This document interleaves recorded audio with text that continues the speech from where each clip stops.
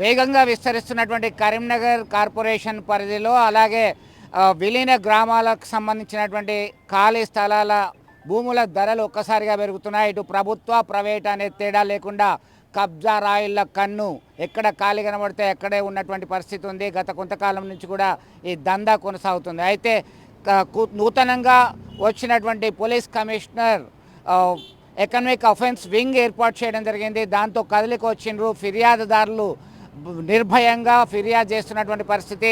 ప్రస్తుతం కరీంనగర్ సమీపంలో ఉన్నటువంటి బొమ్మకల్ శివార్ ప్రాంతంలో కబ్జాకు గురైనటువంటి విషయం ఫిర్యాదు చేశారు. మనతో మాట్లాడడానికి కిరణ్ ఉన్నారు. కిరణ్, చెప్పండి, ఏం జరిగింది?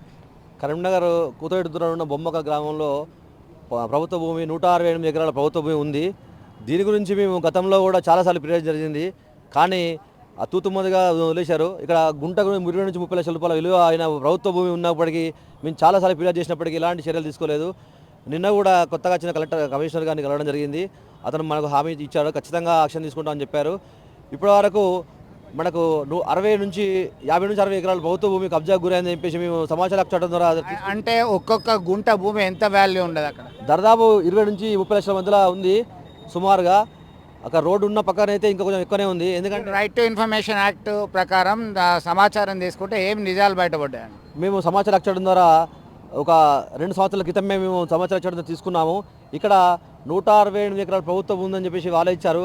కానీ ఇక్కడ ప్రైవేట్ యాక్ట్ అని చెప్పేసి ఇక్కడ క్రియేట్ చేసి ఇక్కడ 40 నుంచి 50 ఎకరాలు కొందరు పేరు మీద భూమిని తీయడం జరిగింది. వీళ్ళకు ఎలా వచ్చింది, అసలు వీళ్ళకి అలాట్మెంట్ ఉందా అని చెప్పేసి మేము ఎంఆర్ఓ కానీ ఆర్డీఓ కానీ కలెక్టర్ కానీ అడిగితే అసలు ఎలాంటి అలాట్మెంట్ లేదు, ఎంత ప్రభుత్వ భూమి అని చెప్పేసి వాళ్ళు కళ్ళు పెట్టడం జరిగింది, బోర్డులు మాత్రం జరిగింది. కానీ వాళ్ళ దగ్గరనే ఉంది భూమి. కొందరు ఐస్ ఫ్యాక్టరీలు, కొందరు గెస్ట్ హౌస్లు, కొందరు తోటలు పెట్టుకున్నారు. ఒకటి చెప్పండి, గత 2 సంవత్సరాల కింద ఇది ప్రభుత్వ భూమి అని చెప్పేసి అప్పటి పోలీస్ అధికారులు, రెవెన్యూ అధికారులు సంయుక్తంగా కొంతమంది మీద కేసులు నమోదు చేశారు, బోర్డు పెట్టారు. అది కూడా ఆక్రమణకు గురైందా? దీనిలో రాజకీయ ప్రముఖులు ఎవరైనా ఉన్నారా? ఇందులో రాజకీయ ప్రముఖులు ఉన్నందునే దీన్ని నిర్వాచన జరిగింది.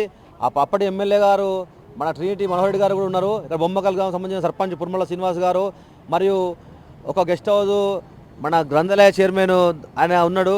ఇట్లా అతను కాకుండా ఇంకో పెద్ద పెద్ద భూ బకాసులు ఉన్నారు. ఇలా అందుకోసమే అప్పటి ప్రభుత్వం ఇంకా చర్యలు తీసుకోలేదు, మా తూతుమ్మడిగా వదిలేశారు.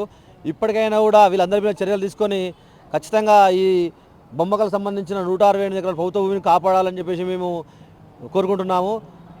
అంటే పోలీస్ అధికారులను కలిసారా? వాళ్ళు ఏమన్నారు? మీకు ఆదేశాలు జారీ చేశారా? ఏమన్నా హామీ ఇచ్చారా? నిన్న అందరం బొమ్మకలకు సంబంధించిన వాళ్ళందరం కలిసి కమిషనర్ గారిని కలవడం జరిగింది. అక్కడ ప్రభుత్వం సంబంధించిన భూమికి సంబంధించిన వివరాలు, వాడికి ప్రభుత్వ భూమి అని చెప్పేసి మాకు ఇచ్చిన ఆధారాలతో సహా ఎవరెవరు కబ్జాలు చేశారు, ఎవరెవరు వాళ్ళ ఆక్రమణలో ఉన్నారు అని చెప్పేసి వివరాలు తెలియడం జరిగింది.